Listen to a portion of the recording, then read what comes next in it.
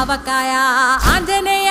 కథ మొదలెట్టినాడు చూడరయ్యా శక్తినంతా కూడగట్టి చెట్టు దులిపినాడు అంజయ్య